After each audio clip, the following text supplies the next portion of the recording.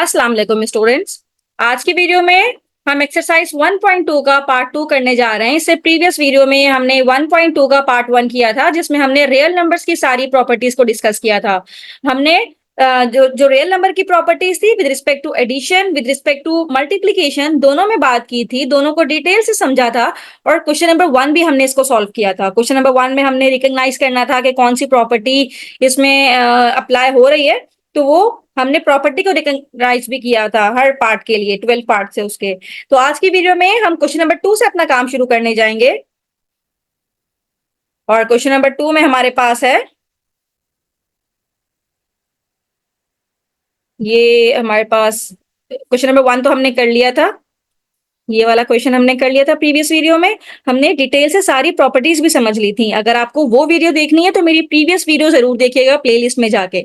तो आज की वीडियो में हम क्वेश्चन नंबर 2 से अपना काम शुरू करने जा रहे हैं। क्वेश्चन नंबर 2 में भी हमारे पास जो है वो बेसिकली प्रॉपर्टीज ही अप्लाई हुई हुई हैं। अब हमने ये देखना है कि ये जो ब्लैंक्स है हमारे पास, हमने इसको फिल करना है। Fill the correct real numbers in the following to make the real numbers property correct. Right, property को करेक्ट करने के लिए हमने ये देखना है कि इन ब्लैंक्स में हमारे पास क्या आएगा।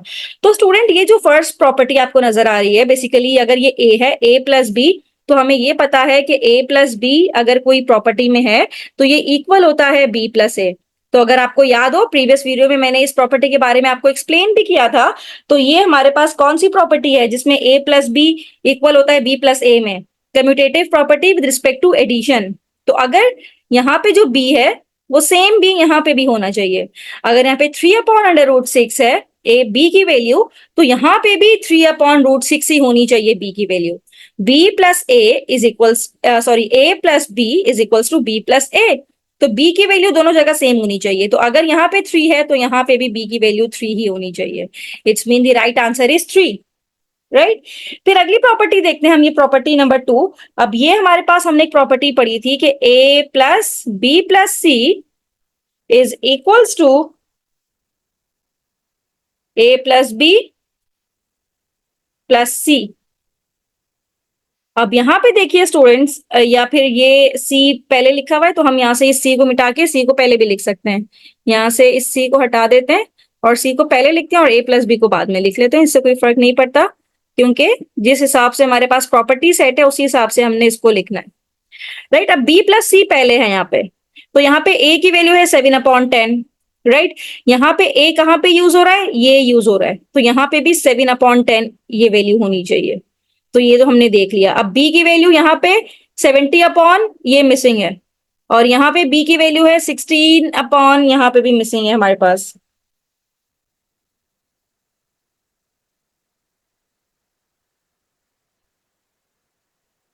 स्टूडेंट, यहाँ पे a plus B plus C left side में भी है और सेम यही a plus B plus C right side पे भी है, क्योंकि आप देखें 7/10 है, तो यहाँ पे भी 7/10, a की वैल्यू 7/10 हो जाएगी।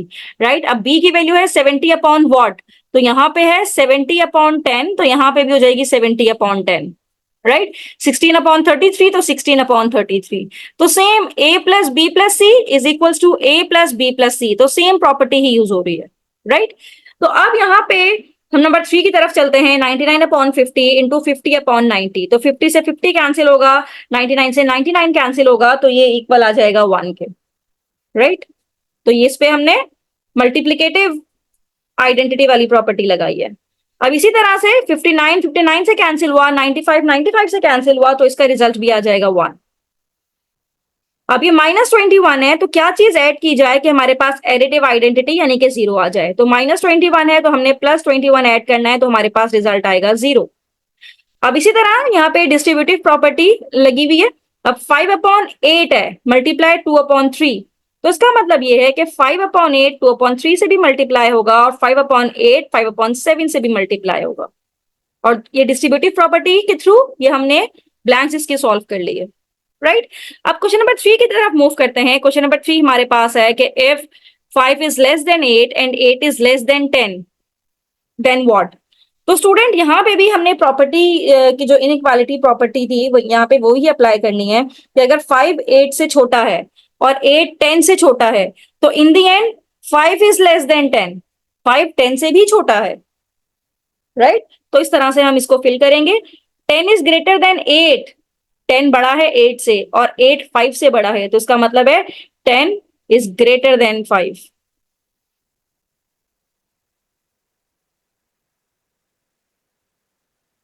ये वाला सैंबल लगेगा या फिर इसमें, ये तो लेस देन का सैंबल हो जाएगा ना, तो अगर ये वाला सैंबल इसमें, ये वाला आना चाहिए 10 इज ग्रेटर देन 5। अगर लेस देन वाले की बात आपने की है तो इस तरह से 5 पहले आ जाएगा, यानी कि 5 छोटा है 10 से, राइट। अगर ग्रेटर वाला सैंबल यूज करना है तो 10 इज ग्रेटर देन 5, और अगर लेस देन वाला सैंबल यूज करना है तो 5 इज लेस देन 10। यहाँ पे लिखा हुआ है 3 इज लेस देन 6, 3 जो है वो 6 से छोटा है, तो 3 plus 9 is less then what. तो स्टूडेंट यहाँ पे देखिएगा, यहाँ पे लिखा हुआ है, इसको हम अपने बोर्ड पे जाके सॉल्व करते हैं।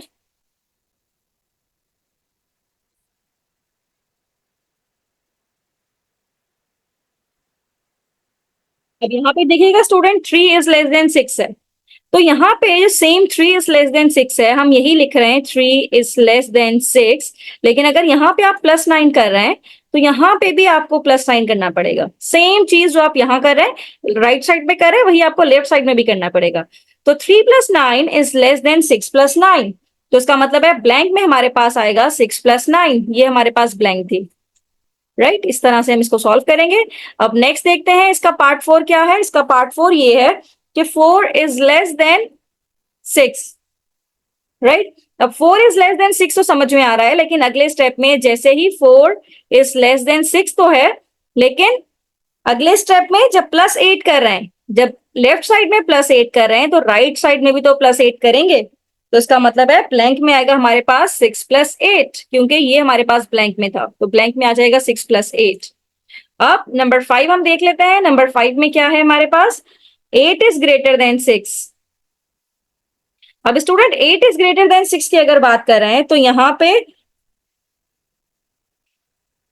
8 इज, यहाँ पे 8 है तो यहाँ पे 6 है, राइट।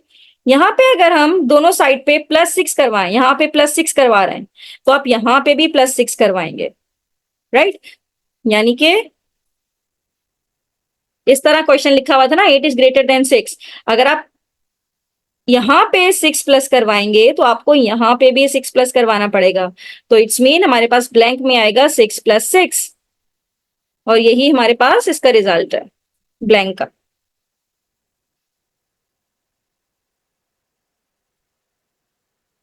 इसी तरह से क्वेश्चन नंबर 4 हम करने जा रहे हैं। क्वेश्चन नंबर 4 में भी उसी तरह से हमारे पास नंबर 1 है, ब्लैंक्स फिल करनी है। 5 इज लेस देन 7, राइट। अब 5 इज लेस देन 7 है, फिर अगले स्टेप में हमसे कहा जा रहा है, अगले स्टेप में हमसे कहा जा रहा है कि यही जो 5 है, अगर ये हम मल्टीप्लाई कर दें 12 के साथ, राइट। इस तरह से समझिएगा कि ये 5 अपनी जगह पे एज इट इज है, लेस देन ये 7 अपनी जगह पे एज इट इज है।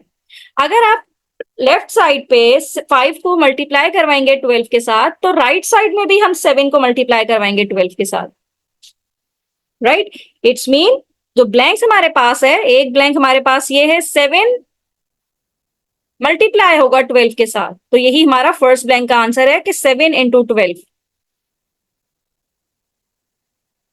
अब नेक्स्ट ब्लैंक हमारे पास क्या है, 7 इज ग्रेटर देन 5, यहाँ पे लिखा हुआ है 7 इज ग्रेटर देन 5, और अगले स्टेप में जहां पे आपको ये एरो नजर आ जाए, इसका मतलब है अगला स्टेप।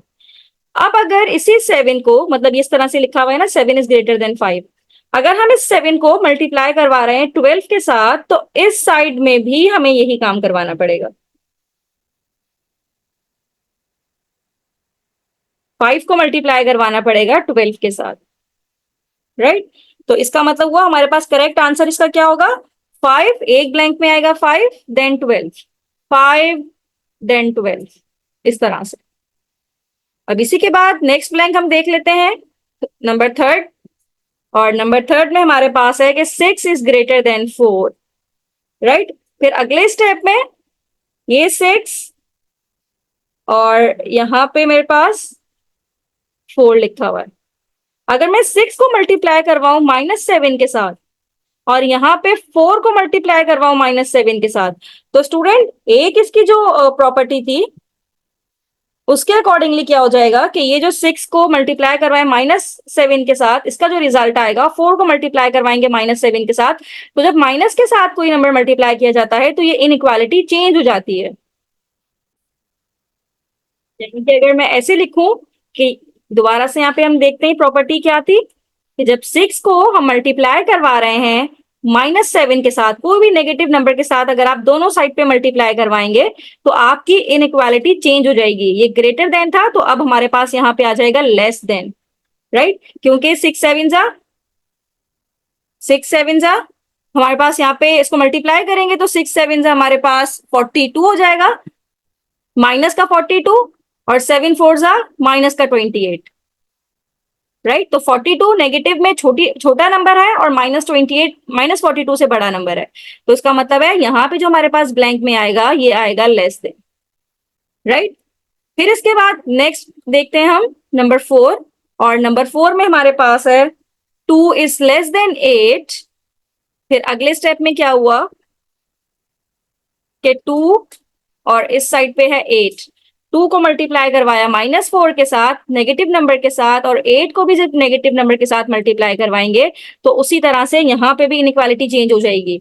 2 8 से छोटा था, 2 इज लेस देन 8, लेकिन जब -4 से किसी भी नेगेटिव नंबर से मल्टीप्लाई करवाते हैं तो इनइक्वालिटी चेंज हो जाएगी, क्योंकि अब -8 बड़ा हो जाएगा, 8 4 यहाँ पे हमारे पास आ जाएगा 32। Now -8 is greater than -2। तो स्टूडेंट इनइक्वालिटी बस तभी चेंज होती है जब किसी नेगेटिव नंबर के साथ मल्टीप्लाई किया जाए, तो इसका मतलब है हमारे पास जो करेक्ट आंसर हुआ ये है ग्रेटर देन, राइट?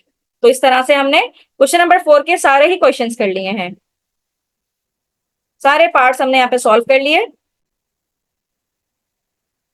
अब स्टूडेंट क्वेश्चन नंबर 5 है, हमारे पास कुछ रियल नंबर्स गिवन होंगे और रियल नंबर्स के हमने एडिटिव इनवर्स और मल्टीप्लिकेटिव इनवर्स निकालने हैं। अब स्टूडेंट लास्ट वीडियो में हमने देखा भी था कि एडिटिव इनवर्स क्या होते हैं। एडिटिव इनवर्स का मतलब ये है, यहाँ पे कोई भी नंबर मेरे पास है रियल नंबर, मैं ऐसा कौन से नंबर ऐड करवाऊं कि मेरे पास आंसर 0 आए, तो हम कहते थे -a। तो -a is the additive inverse of a।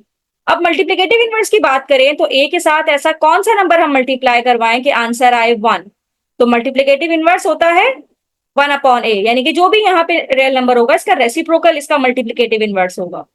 अब नंबर 1 में हमारे पास जो गिवन है ये है मेरे पास 3।